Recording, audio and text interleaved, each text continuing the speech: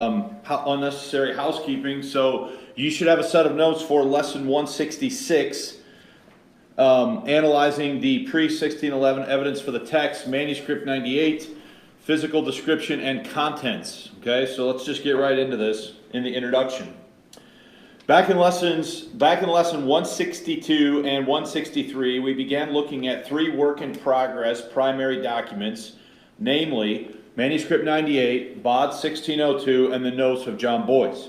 I said that we were going to consider each one in terms of the following three categories. So those three categories were scholarly awareness and published access, physical description and contents, and then impact on the readings found in the King James Bible. We were going to look at all three of those things. I stated that back in lesson 162 and 163.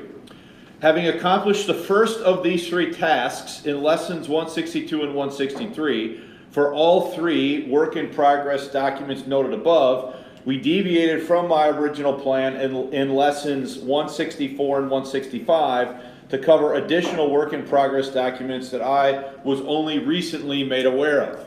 So just think with me if you would. Back when I did 162 and 163, I didn't know about what we went over the last 2 weeks, about these additional documents, okay? I was not aware of that information. That information was presented to me. I read it, I studied it, I determined it's important enough to include. So we took a slight deviation from what I had originally started to do in lessons 162 and 163.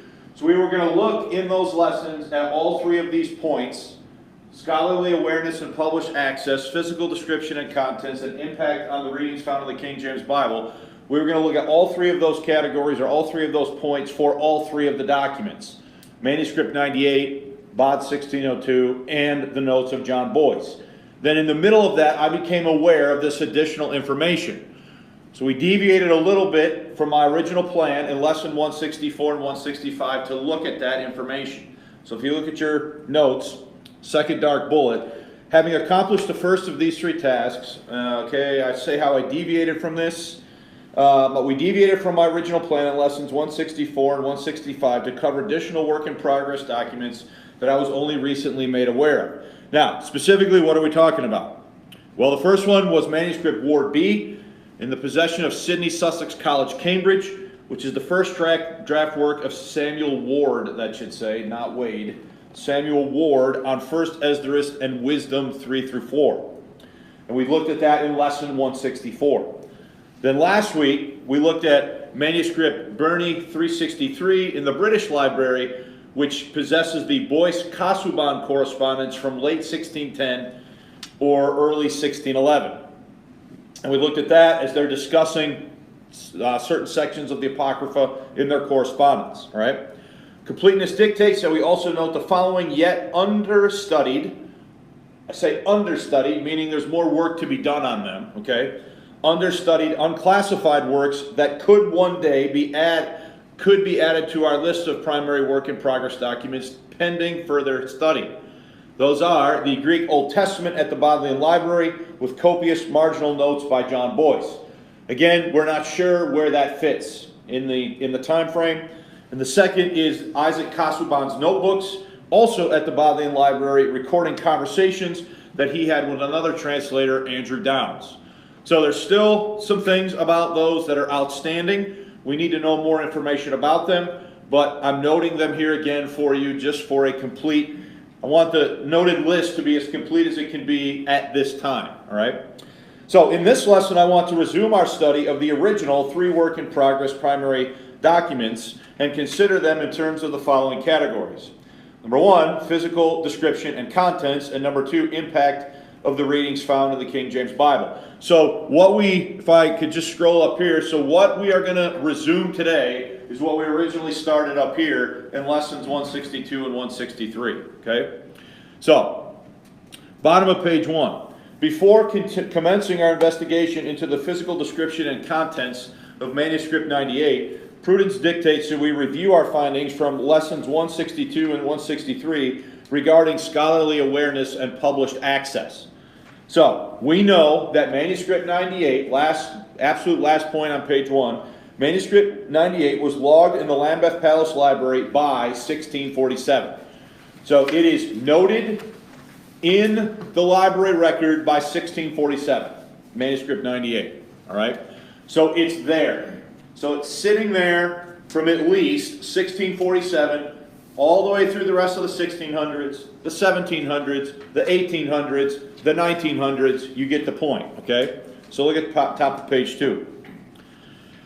Scholarly awareness, discovered by E.E. Willoughby in 1955. So we talked about that back in lesson 162. Remember, I brought in that big oversized book that's hard. There are only 290 copies were ever printed, that I paid a lot of money for, to show you guys what I was talking about.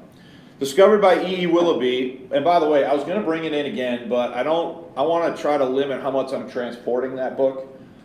It's an awkward sized book, and it's already old, and I don't want it to, fall apart or something. So I did not bring it in again, but I have already showed it to you, and I've also showed the folks online. So again, Manuscript 98 was discovered by E.E. Willoughby in 1955. Briefly described and discussed in his 1956 monograph, The Making of the King James Bible, a monograph with comparisons from the Bishop's Bible and the manuscript annotations with an original leaf of the Great She Bible of 1611. So it's logged, just to keep it simple, Manuscript 98. It's logged in the possession of Lambeth Palace Library by 1647. Okay?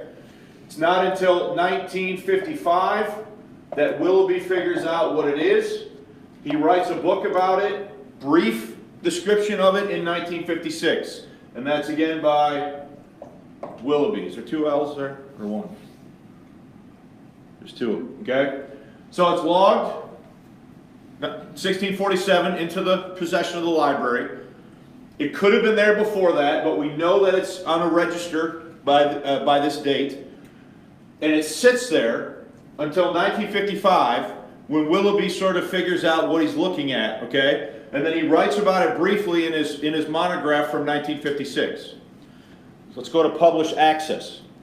In 1977, Ward S. Allen published, translating the New Testament epistles, 1604 through 1611, a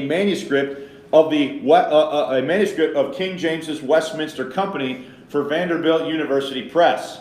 Allen's work is a full collation of Manuscript 98 against both a 1602 Bishop's Bible and a 1611 King James Version.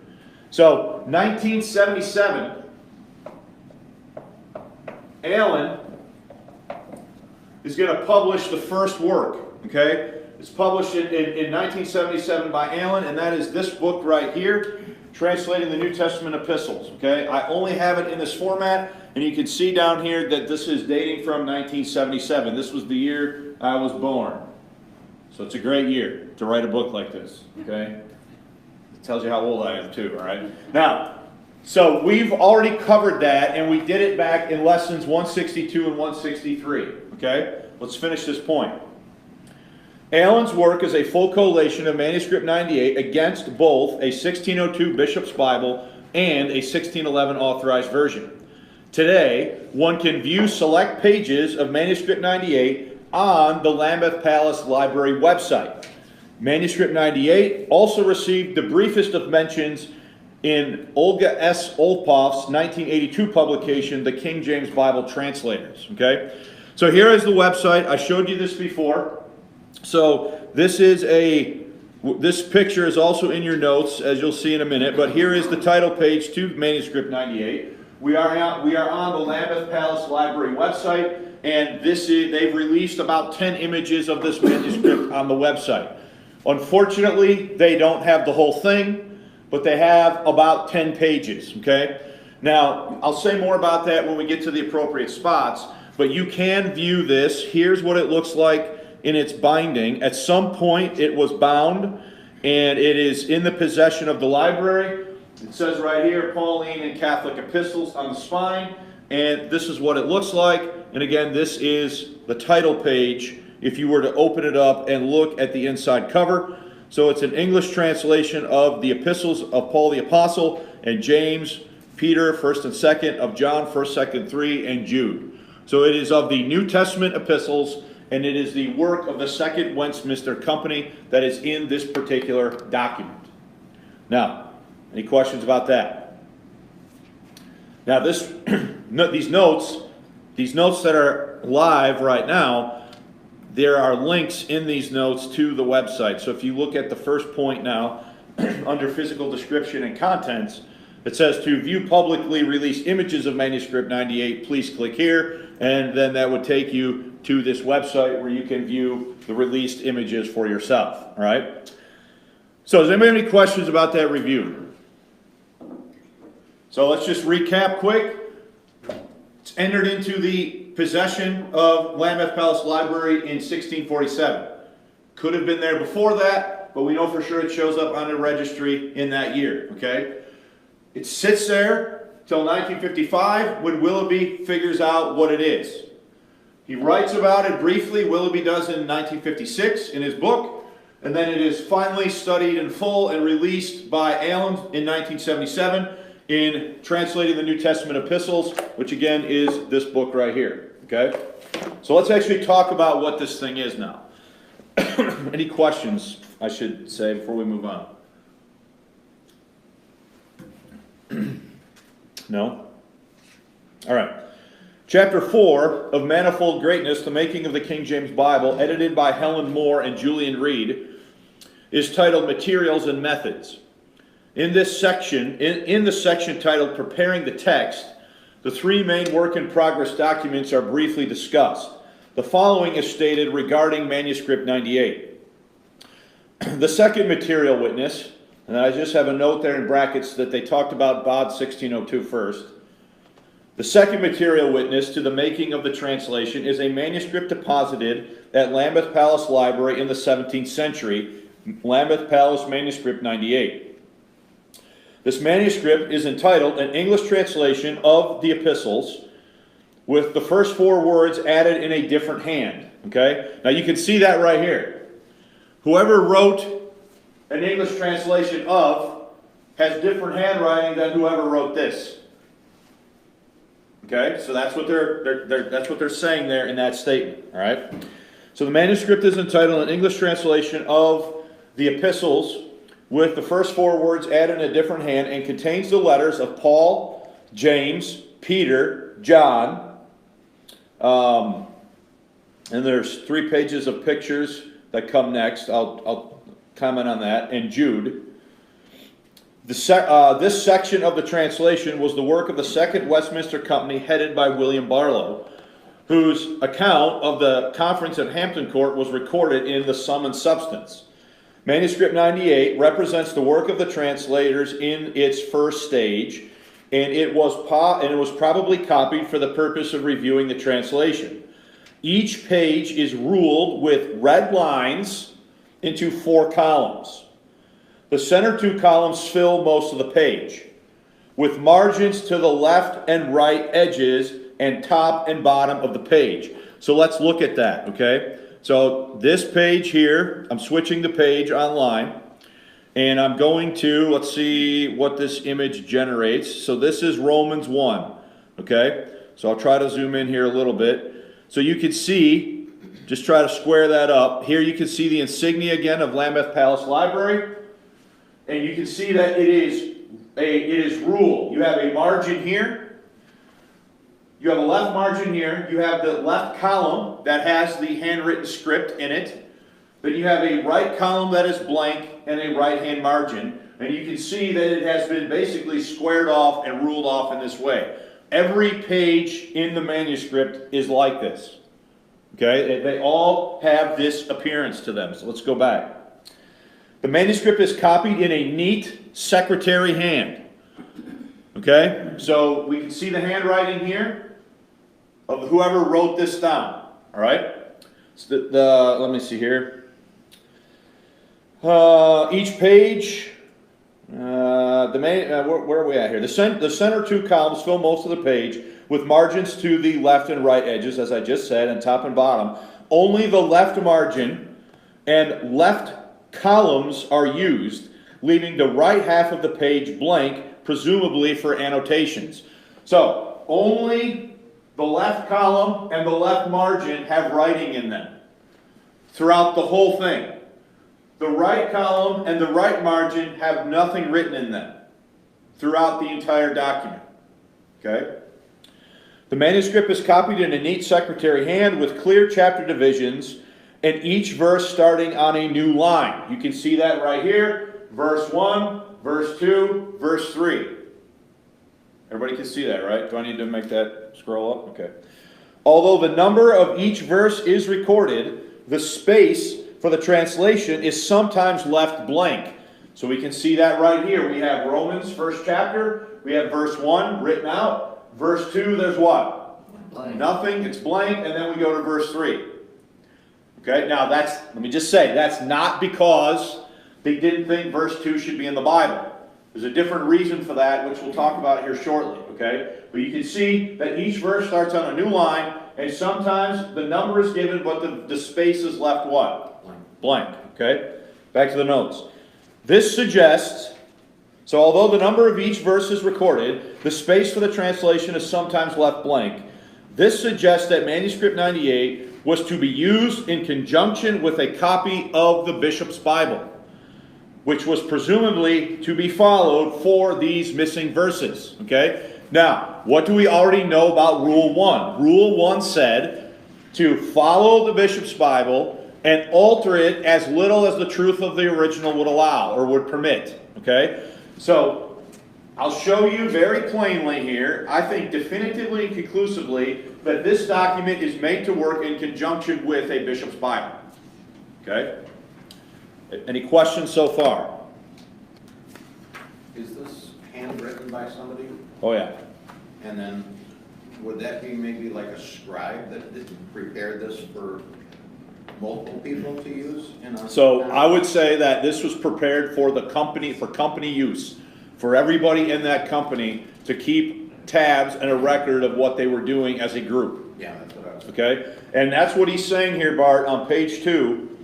When he says that the manuscript is copied in a neat secretary hand.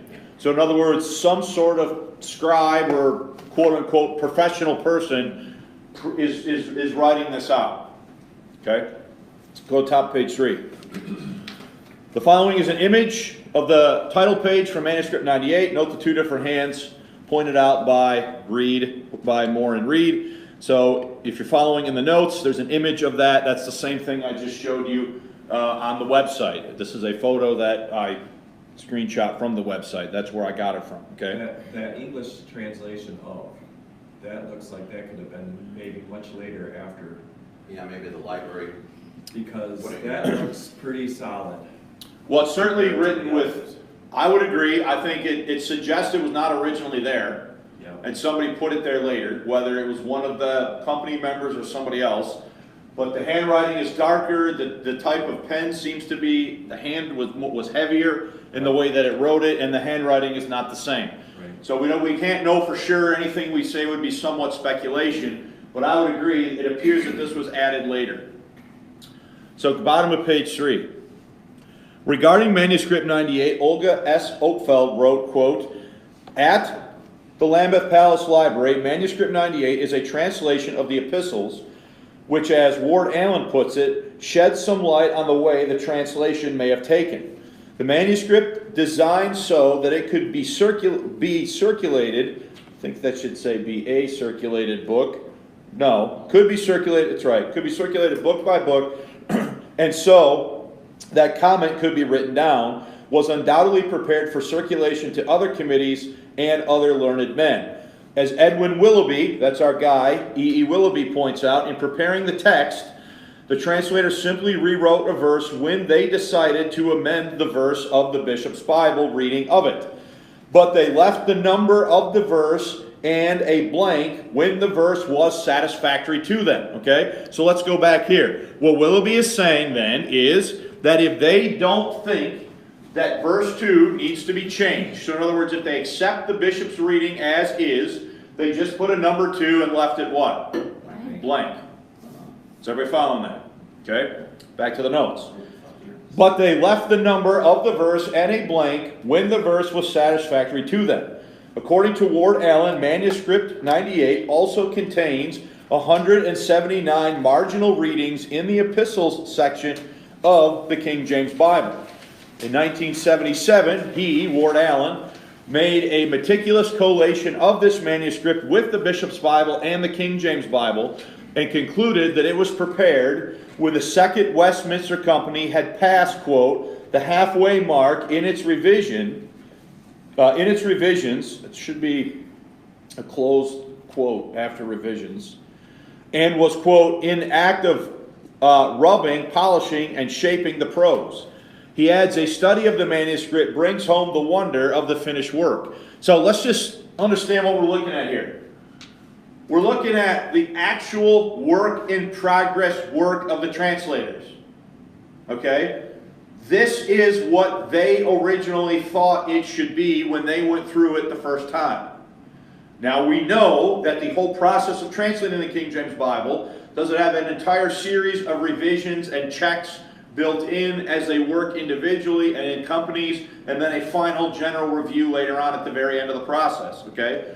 But as it stood, through what appears to be their first draft, the company, the Second Westminster Company that is working on the New Testament epistles, this is the document that they produced to capture their work at that point. Does that make sense? Okay?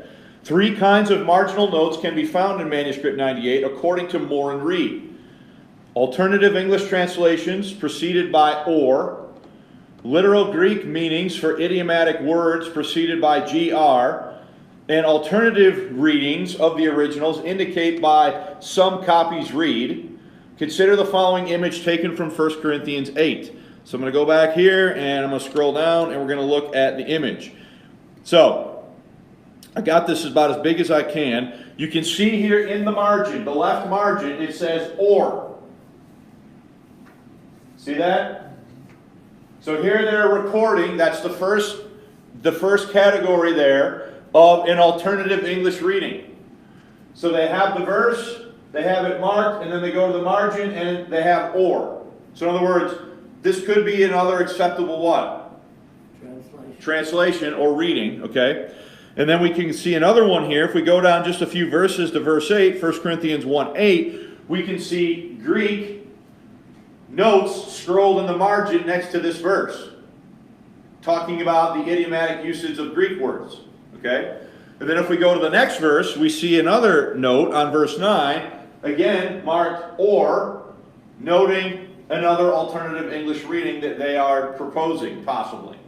Is everybody following this? Okay? So not only do you have what they think the translation, how they're amending the Bishop's Bible, how they're revising the Bishop's Bible, they're also capturing in the left-hand margin other pertinent, relevant information. Okay? Now, I've had the benefit of looking at these things for hours so far. Does anybody have any questions about this before we move on to the next point? Is that English or am I just not reading it? It's English. Oh, okay. It's hard to read. Yeah, it is. First of all, it's all the old spellings. Second of all, it's handwritten script. But you can read it if you spend enough time looking at it. But, shall, something. I've spent a lot of time more time with it on other parts than others. So where does the or refer to? Can you tell? I mean, did they mark it in? Yeah, I believe it's this mark right here. Oh, that one. Oh, okay. See the 2 slashes? Yeah. And then if we go up, there's a slash here, indicating, I believe, margin there.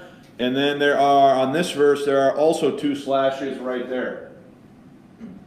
So I'm thinking, from what I've gathered, that is the marking to tell them to go to, that there's an additional note in the margin. Or that marginal note refers to that part of the script. So this is the same neat secretarial hand that we saw on the first image, correct? Yes, Same I would document. say. And this is, I guess, the first go-through, probably comparing to the Bishop's Bible and adding some additional notes in the left margin about different translations or Different readings, different trends. And they're now going to go and continue the second go at this and Well, I'll prove that to you in a minute. All right. So this is first go through. So what this document is designed to do is capture all the thinking of the company after they've done their process the first time. Okay? Is everybody with that? Will, you're smiling, is it? It's pretty cool. It is cool. I mean, this is, for a nerd like me, this is really cool because you can see what they are actually what? Doing. Okay? Look at the bottom of page 4. The true significance of Manuscript 98 resides in what it illuminates for us, there's something missing there. In what it illuminates for us. No, I need to rewrite that sentence. The point is, it shows us the process. As Will's just sort of smiling and saying, wow, that's cool. It's because it's actually showing us this is giving you a real-time snapshot into what they were doing and how they were doing it. Okay? Maybe the process for Bart. So if they were in a committee and this is the bishop Bible that would give them the full context, then they were just working on that page, because the empties would make it kind of difficult to keep the context, but So they're only working on the changes that are on the worksheet, basically. So here's a Bishop's Bible, 1602. I pulled this off the internet the other day. So I have my own copy now of what they were looking at. So I can look at Manuscript 98, I can look at what they had in front of them, and I can compare what's in the Bishop's Bible with Manuscript 98 with what ends up in a King James. You following that? Yeah. Okay. So yes, they have on the table in front of them, on the 1602 Bishop's Bible, the King's printer printed 40 unbound copies of the 1602 Bishop's Bible to give to the companies to work off of. Okay? So Manuscript 98 is designed to be a draft working in conjunction with a 1602 Bishop's Bible. Yeah, that makes sense. Okay? Does that help? Yeah. Whoops, that's not what I wanted to do. Yeah, because when we first saw that, it was the opposite of what I was thinking. I was thinking, oh, they're going to rewrite that verse that's blank, but that... So what that's saying then is they're accepting, Yeah. at 1 Corinthians 8:7, they're accepting the bishop's reading as is. No revisions. That's what that's saying. So we good on that? Page 5. The particular significance of Manuscript 98 lies in the insight it provides into the multiple processes of revision that characterize the translation. Within the text of the epistles, the King James, now check this out, the King James Bible makes, so this is only in Romans through Jude. The King James Bible makes 6,261 revisions to the Bishop's Bible. Manuscript 98 proposes 4,131 revisions, of which 844 were rejected and 3,287 accepted into the King James Bible. Now, just let your mind roll around on that math, okay? Manuscript 98 here proposes, they propose 4,131 revisions to the Bishop's Bible. Is everybody with me there? Of those 4,131, 844 were rejected. They said no. They ultimately said, no, we're going to do something different than what you've said here. Okay, you with me so far? And 3,000 of those 4,131 recorded in Manuscript 98, 3,287 of them are accepted and become the final text of the King James Bible. All right? In addition, another 1,765 revisions that do not appear in Manuscript 98 were incorporated into the text, into the 1611 text. So that is showing you multiple layers of revision. Okay? Is everybody following those numbers? David Norton, author of A Textual History of the King James Bible, also comments extensively on Manuscript 98, while some of his comments are redundant when compared to what we have cited above from Moore, should be an E at the end of Moore, from Moore and Reed, Norton provides some new details and deeper analysis of the document. Quote, one manuscript survives from this, the first stage of the work, Lambeth Palace Manuscript 98. The manuscript is headed an English translation of the Epistles, but this is in a different hand from the rest and suggests that whoever did it did not know that the manuscript represented the translator's work in progress. So I don't know, that's a little bit speculative, but I included it anyway. Here's the dimensions. The paper is of high quality. It's 32.5 by 20.3 centimeters, taller and slightly narrower than the English A4. Each page is ruled in red like a two-column Bible. A center line divides the page, and there are lines for margins at the top and bottom. Together with the use of a larger formal script for the titles in the early part of the manuscript, all this gives an impression of care and formality. Only the left-hand column and left margin are used, recto and verso, so half the manuscript is blank. Ample space is left for annotation and revision. So at some point, okay, at some point this manuscript was viewed as having served its purpose, and they moved on to some other way of keeping track. But it definitely is indicative of first stage work as they did this process, okay? Norton also offers his take on why Manuscript 98 was created. He says, quote, Allen's is the natural presumption that this was a manuscript for circulation and comment, but there is another possibility that it was intended as a master copy to be retained by the Westminster New Testament Company to be annotated as they received comments and suggestions. Either way, the intended annotation or revision in the right-hand column did not happen. Manuscript 98 appears to have been for a purpose that was not fulfilled, or they decided to do it some other way once this was created. Professor Norton does not believe that the manuscript was ever circulated outside of the Westminster Company responsible for creating it. Now this is his opinion, okay? I'm going to tell you his opinion. He could obviously be wrong, but this is what he says. The manuscript has some corrections, not enough to show whether it passed out of the hands of the Westminster New Testament Company. Allen details these, concluding that while such corrections prove that various eyes and hands scrutinized and corrected the text at various times, the corrections shed little light on the purpose of the manuscript. They show attention to spelling and punctuation, and occasionally words or phrases are inserted, but it is not clear that they go beyond changes an individual might make while reviewing his own work. One other characteristic of the manuscript is worth noting: the Q. Okay, for query,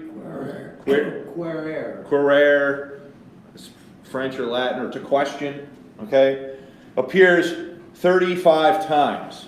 So please consider the following image taken from the end of Hebrews 11 and the beginning of Hebrews 12, okay? So let me go to page 6 in the notes here so I can show this. Okay, so here's what we're talking about, guys. So this is the beginning of Hebrews 12. You see right here the 12th chapter. You'll notice that verse 1 is left what? Blank. But then you have this querere. I'm just going to say query, okay? This query notation in the margin. This upside down, looks like an upside down question mark or a awkwardly drawn Q or something like that, right? But you'll notice that that's in the margin, okay? On a verse, that's left what? Blank, okay? So here's what I want you to do. Open your Bible to Hebrews 12.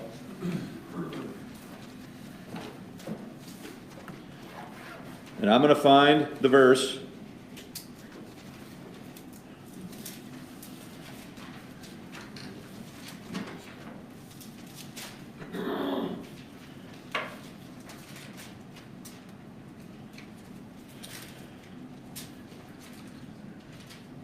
So I'm going to find in the Bishop's Bible, this is a 1602 Bishop's Bible, the verse that we're talking about is this verse right, whoa, that's too big. This verse right here, Hebrews 12, verse 1.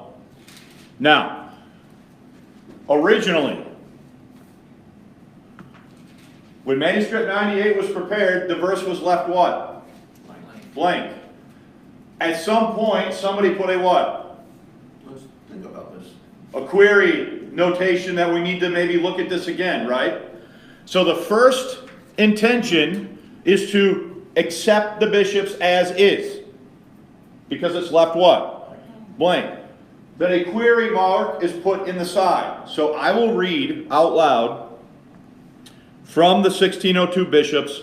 You guys follow along and stop me when you encounter different language in your King James Bible from what I'm reading from the bishops. Does everybody understand what we're doing? So, Hebrews 12:1. Wherefore, seeing that we are compassed with so great a cloud of witnesses, all laid away. Stop. You should be stopping me, right? All laid away that preserveth, or that passeth down, and the sin that hangeth to fall on, let us run with patience unto the battle that is set before us. Okay? So is there revision to that verse in the King James Bible? Okay? So what does that tell you? That tells me that when they were originally doing this, did they accept it, or did they think that it didn't need to be changed? Right. Then the query was added later, which prompted another look, which resulted in further what? Revision. So you can see there at least 2, possibly 3 stages of revision. The first stage being when they leave it blank. The possible second being the query. Now it's possible, I must admit, it's possible that when they left it blank, they could have put that in at the same time. It's feasible, okay? But we know there would still then be at least 2 stages of revision. So let's look at the first scenario first. Scenario 1 would be they accept it initially, the bishop's reading that I just read to you without change. Then somebody goes and looks at it again and puts what? The query, which then prompts a conversation and another look at the verse, which results in the verse being what? Revised. That's one scenario. Another scenario would be it's left blank and that's put there at the same time, which prompts them to later on go back and look at it again. So either scenario, there's this showing you at least 2 stages of revision, possibly how many? 3. And you see how now we can look at the bishop's Bible. You can compare it with a King James, and you can see exactly how they're revising the bishop's Bible into what would become the King James. Now, just one second, Bart. When I read the verse to you, was it not in the King James very clunky? Or, I'm sorry, in the bishop's, was it not very clunky? Yeah. It's very clunky. Sounds much better when you read it where? In the King James. So did they, without a doubt, wordsmith it, so to speak, and improve it over what the bishops had?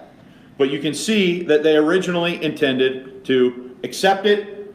At some point, the query note was added, and then the verse ends up being revised, even though it's blank in Manuscript 98. Bart?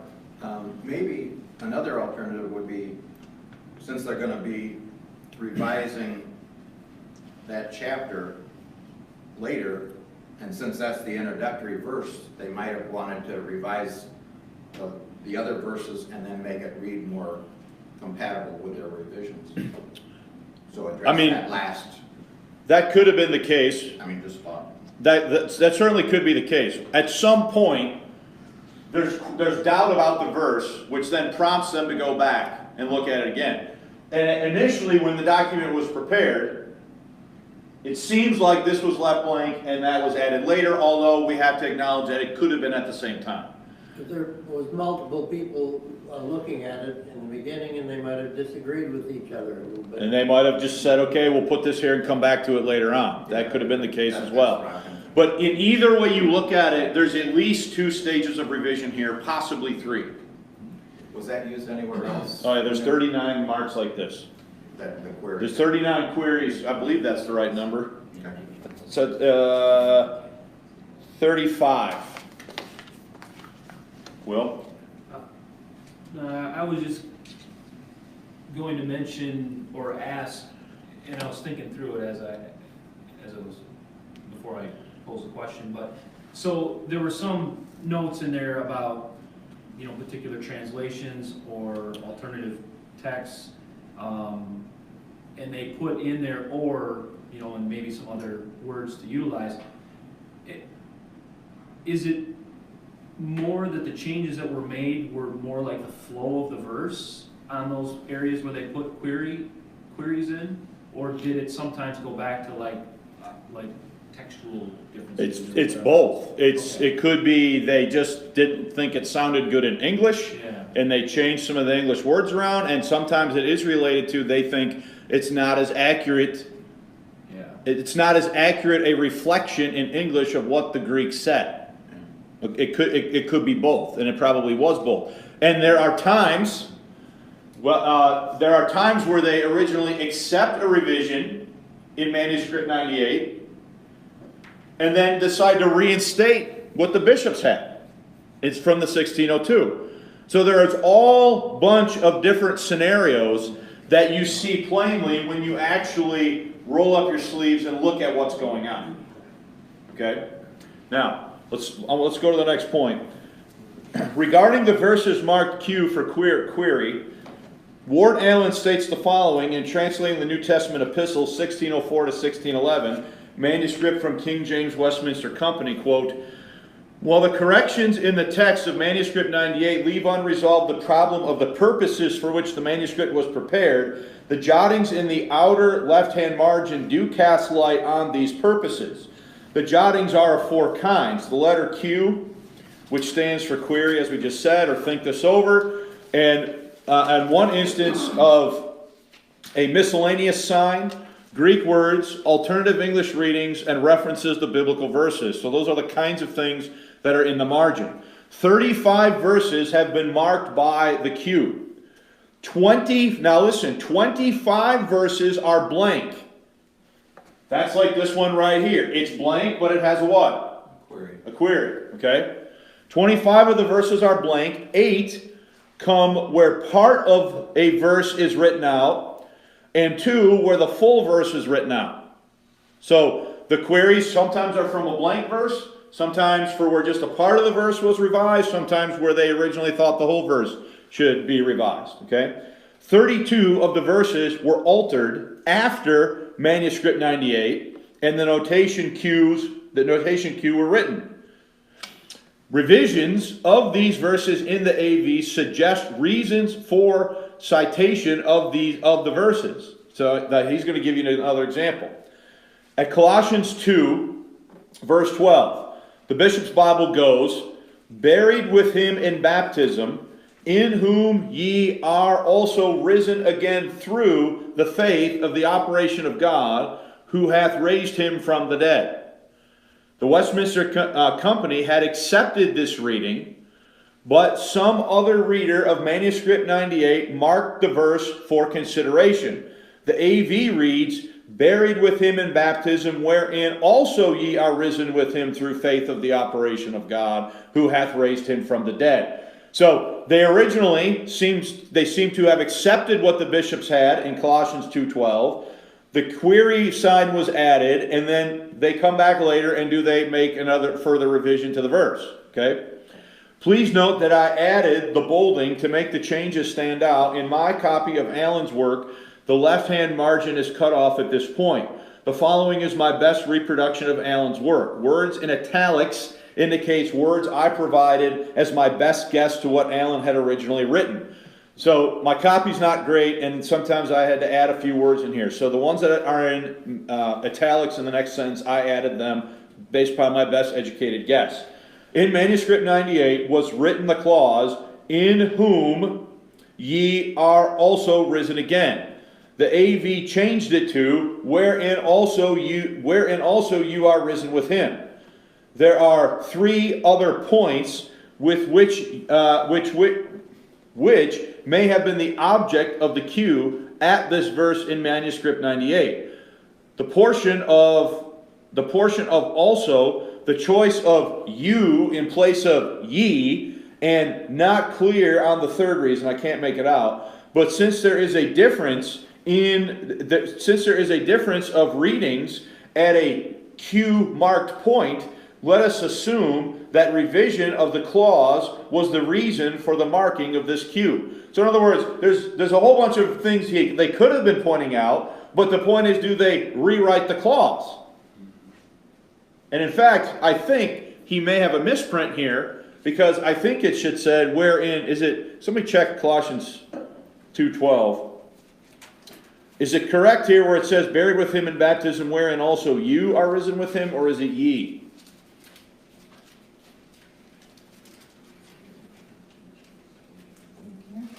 Ye. It's ye, right? So I think Alan has a typo here. I think that should say ye, because the King James does say ye there, not you. Okay? So, let's make sure we understand what's going on here. Whoever prepared Manuscript 98 left a blank spot in the text for Colossians 2:12. So it's similar to the one I have up here for Hebrews. Okay? They left a blank spot in the text for Colossians 2:12, thereby indicating that the bishop's reading was originally accepted without alteration to the verse. Later, a Q was placed in the left-hand margin for this verse, noting someone thought the verse needed more attention. A comparison between the AV and the 1602 Bishop's Bible reveals the changes noted above. In this way, we can see at least 2, possibly 3 levels of revision happening in real time. So do we have way more insight now than we've ever had before? The following is an image of the same phenomenon occurring in Romans 1:23. So this is the top page 8. We can see here's verse 23 is left blank. Then it's marked also query in the left margin. Okay? Originally, the bishop's reading had been accepted without alteration. Later, the verse was marked with a Q. A comparison between the 1602 bishops and the AV reveals that changes were made to Romans 1:23 after Manuscript 98 was produced. For this, we can note at least 2, if not 3, different stages of revision. So stage 1, the verse is left blank in Manuscript 98. Stage 2, it is later marked with a Q indicating the verse needs another look or needed another look. Stage 3, the 1602 bishop's text was revised in the AV. Okay? So, I will say this. I do not think that it is possible that the Q's were added at the same time that it was left blank. It's possible. I don't think you could say that, though, for every time it's there. We just don't know. It would be somewhat speculation either way, right? But there does seem to be, for sure, at least 2, if not 3 levels of revision that are very plain to us that are happening here by looking at Manuscript 98, looking at the 1602 bishops, and then looking at a 1611 King James. With these examples in mind, consider the following from the pen of Ward Allen. Quote, in Manuscript 98, there are copied out 1,769 verses. All but 21 of these verses have some revision to the bishop's text. But where the bishop's text is to stand, the custom of the scribe is to leave space for the omitted verse.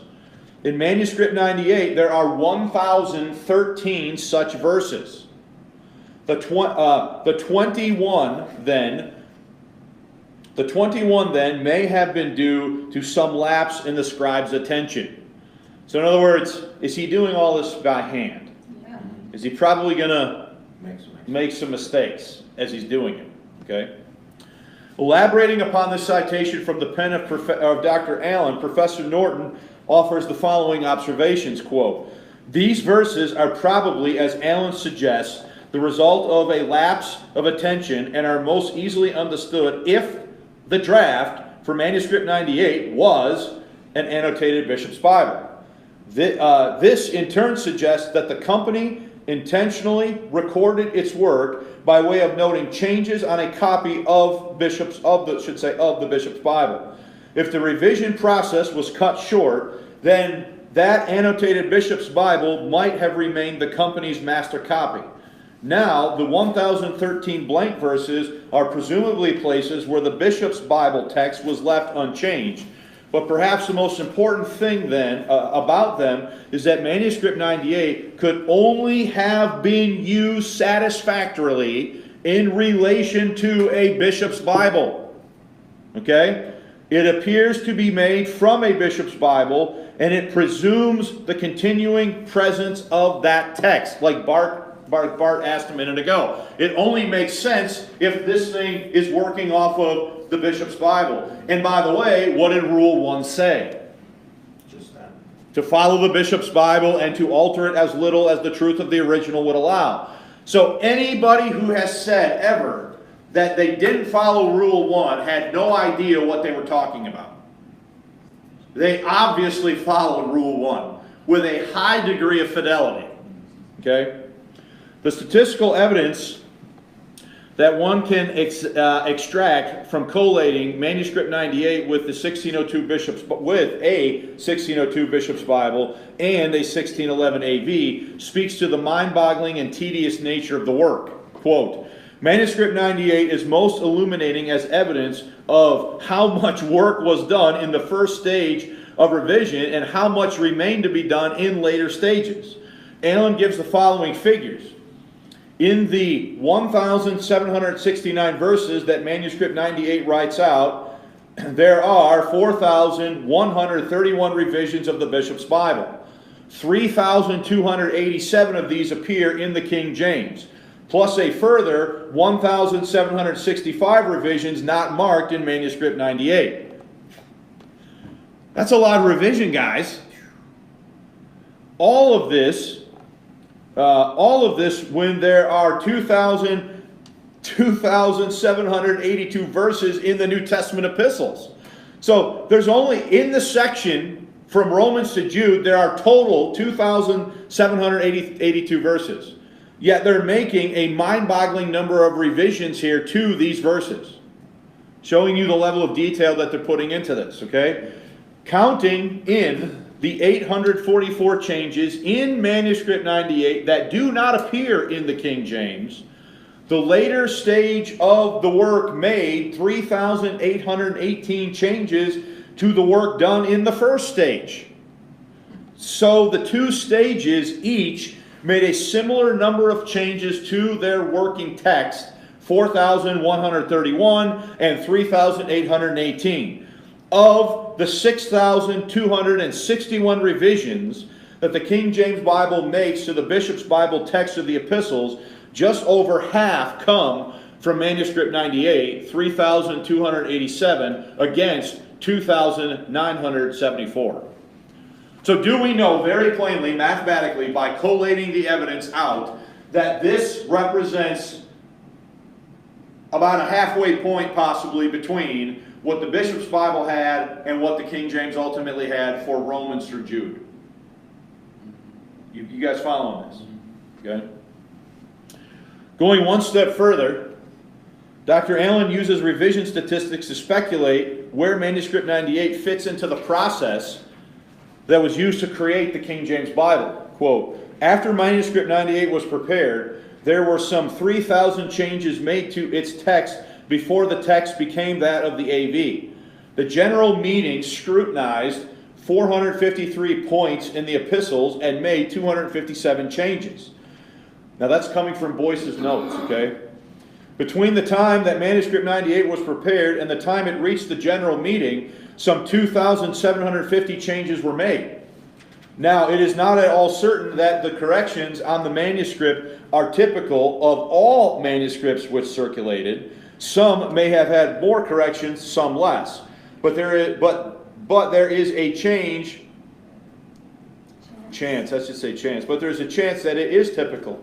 If the manuscript represents the work that circulated amongst committees, book by book, then we may assume that a single manuscript was sent to each member of a company. If each member of the company had a manuscript for scrutiny, and if Manuscript 98 is typical, then 30 readers supplied 1,400 corrections to be made by the Westminster Company, For the general circulation among learned men, from that, there came 1,350 revisions. If the manuscript is one of those for the general circulation, then about 60 such manuscripts would have yielded 2,880 corrections to be made in 1609. While it seems impossible to ascertain for which of these two stages Manuscript 98 was prepared, it is certain that the Westminster Company prepared a manuscript of its work at the halfway stage, and that the purpose of that manuscript was critical scrutiny of the work. Such scrutiny had been ordered by the rules furnished the translators, and such scrutiny, we know from William Eyre's letter, did in fact take place.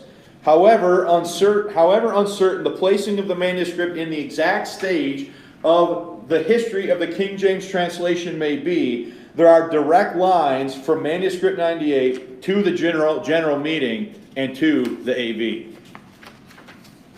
Okay? Now I gotta keep going, I'm not gonna finish. So canvassing the primary work in progress documents is both illuminating and sobering. Ward closes his introduction to translating the New Testament epistles 1604 to 1611 with the following summative statements regarding the process and labor that went into creating the King James Bible. Quote, "The annotated Bishop's Bible," that's Bob 1602, Manuscript 98, Boyce's notes and scattered remarks about the work of the King James translators lead to the conclusion that these translators worked according to their instructions. Individual translators labored day after day over sheets from the Bishop's Bible. For 3 years, they gathered weekly to compare what they had done. During that 3 years, the Westminster Company revised the 121 chapters of the New Testament epistles. They made 4,131 changes, of which 1,344 were readings of their own invention. So that's their own reading. You can't find them anywhere else. Okay? Of these inventions, 443 were rejected after the work passed under various critical eyes. The translators worked then at a rate of 23 changes per week, a fair pace when it is borne in mind that most of the changes were not radical, but there was other work to do. Each company read the work of all other companies. Manuscripts were prepared and sent out. When these were returned, the working sheets from each company were revised. Where there was disagreement between companies, and excursus was prepared. The work being completed, the manuscripts were prepared and sent out for the scrutiny of learned men throughout the kingdom. In the fall of 1608, these manuscripts were called in. During the year 1609, the Westminster Company reviewed the text in light of the revisions suggested by the learned men from far and wide. The work completed, the general meeting in London settled the disagreements between the companies, this work requiring 9 months. The members of the general meeting had 14 days for reviewing the epistles. During these 14 days, they examined the epistles, 453 passages, and made 257 changes. Thus they worked by the day at about the rate companies had worked by the week. The translation is handsome. The plain prose in the King James Bible hides its art. But plain prose require a high art to give the appearance of plainness. The plain prose of the AV has that art. Ornate prose requires control. The ornate prose of the AV has that. As we are told in the translators to the reader, that prose was brought to the anvil many times. Rubbing and polishing have brought the text to the surface, which is transparent. In Manuscript 98, the translators were in the act of rubbing, polishing, and shaping that prose. A study of the manuscript brings home the wonder of the finished work. So, I know there's a lot to digest there and wrap your mind around, but you need to understand, were these guys, did they follow Rule 1? Yes. Did they follow Rule 1 with a high degree of fidelity? Was it truly the base off of which they were working? Okay? This document, Manuscript 98, stands somewhere around the halfway point. And we can see multiple layers and levels of revision here occurring as we look at these primary work in progress documents. Now, what we're going to do next week is we're going to I'm going to show you, and we're going to go through two passages, Romans 1 and 1 Corinthians 13, where we are going to look at the bishop's reading, the Manuscript 98 reading, and the AV reading, and really understand what they're doing here as they go through this. Okay? Now, it is 10 o'clock. I need to quit. I need to pack up and vacate the premises for the next class. So I'm going to go ahead and close the stream down, and if you guys here in person have any questions,